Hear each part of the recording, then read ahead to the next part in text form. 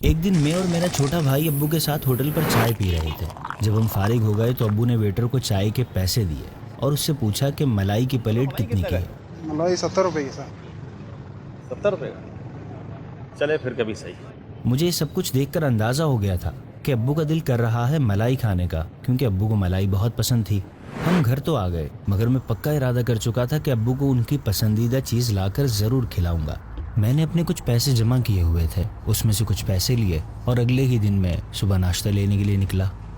तो उसी होटल पर जाकर अब्बू की मनपसंद डिश भी खरीद ली।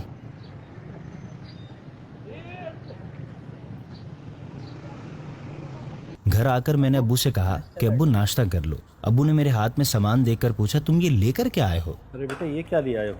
ये अभी मलाई है, आपका दिल कर रहा था ना मलाई खाने का, मलाई बहुत पसंद है। अब्बू कुछ देर मुझे देखते रहे तो मैंने उनसे कहा, अब तो ले आया हूँ, आप इससे नाश्ता तो कर लें। अब्बू खाने बैठे तो अब्बू ने उसको पूरा नहीं खोला, कुछ थैली में ही बचा लिया। मुझे ये बात बहुत कुछ अजीब लगी। मैंने पूछा, अरे अब्बा ये आपने बचा के दिया?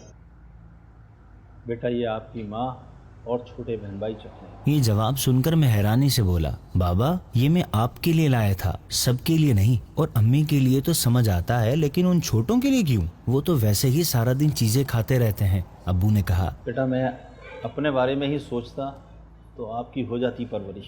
अब्बू की इस बात ने मुझे कहीं और ही पहुंचा दिया था। मैं वहां ही खड़ा खड़ा सोच रहा था, माँ बाप कैसे अपनी ख्वाहिशात मारकर औलाद पालते हैं। इसका अंदाजा माँ बाप बनकर ही हो सकता है। माँ बाप अपने मुंह का लुकमा भी अपनी औलाद को देते हैं। बिलाशुबा माँ बाप अल्लाह पाक की अता करदा ऐसी अनमोल नेमत है जिसकी कोई रिप्लेसमेंट नहीं हो सकती। हमारे नबी सल्लल्लाहु अलैहि वसहबिहि वसल्लम ने इरशाद फरमाया, अल्लाह अज़्ज़ वजल की रिज़ा वालिदैन की रिज़ा में और अल्लाह अज़्ज़ वजल की नाराज़ी वालिदैन की नाराज़ी में है।